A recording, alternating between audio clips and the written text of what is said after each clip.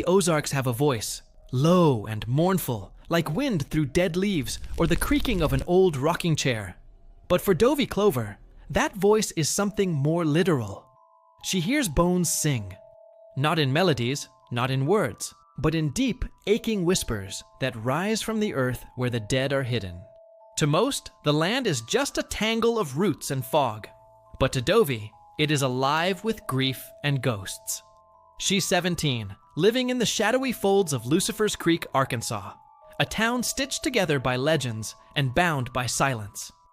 For the last 3 years, she has helped the sheriff uncover the remains of 23 hikers gone missing along the Ozark Trail. No one knows how she finds them. Not even Dovie herself can explain the pull she feels in her bones. She calls it instinct. Others call it a curse. The women in Dovie's family have always been strange.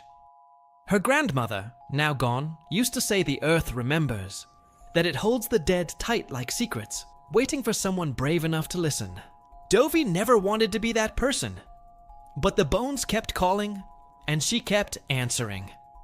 Her mother vanished when Dovie was little, and she's been raised by her fiercely private Aunt Augusta, who keeps the windows shut, the curtains drawn, and the family's secrets buried even deeper than the bodies Dovie uncovers. Her best friend Lowen Wilder, known as Lo, is different too. Where Dovie hears bones, Lo sees visions, flashes of the dead, nightmares of hands reaching out from cold earth. The girls are tied together by grief, fear, and something neither fully understands. Lo believes in the ghost stories, in the creature called the Ozark Howler, a beast locals blame for the disappearances. Dovie? She believes in facts. She believes in blood and mud and the cold certainty of death. Until a boy walks into their lives and everything changes.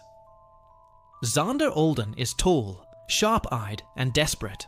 His older brother, Riley, went missing on the trail months ago. Authorities called it an accident, another lost hiker swallowed by the mountains. But Xander doesn't believe it. He believes someone or something took him. And when he hears about Dovie Clover, the girl who finds the lost, he seeks her out. At first, Dovie wants nothing to do with him. She's tired of being the freak, the finder. But something about Xander's grief calls to her. It hums in her ribs like the first notes of a song. She agrees to help. What begins as a reluctant search soon turns into a haunting descent into everything she tried to ignore. The visions, the whispers, the strange tremble in the soil beneath her feet. And as they follow the trail deeper into the mountains, the woods begin to change. Fog rolls in thick and low. Trees twist like they're alive. Dovie starts hearing things she shouldn't. Her name in the wind, cries from the shadows. And then there are the bones. Old ones, buried ones, singing louder than ever. They lead her to places no map shows. They pull her toward truths her aunt warned her to forget. She finds signs of ancient rituals, markings on trees, blood-stained stones. The Ozark Howler. Was it just a myth? Or something older than memory? She begins to question everything. Her powers, her family, herself. Xander is there, always asking the hard questions. Why are so many young men disappearing? What's buried in the town's history? Why does Aunt Augusta grow pale at the name Callaway Ridge? The deeper they dig, the more the past starts to rise. And it's not just singing anymore. It's screaming. They uncover a web of old sins, dark covens, and forgotten bloodlines. The bones don't just sing of death. They sing of murder, of sacrifice, of a town built on secrets too terrible to name. Lucifer's Creek is no ordinary town. It is a wound in the land, a place that remembers too much. And the women of Dovie's family? They were never cursed. They were chosen. Dovie realizes she is not here to find the dead.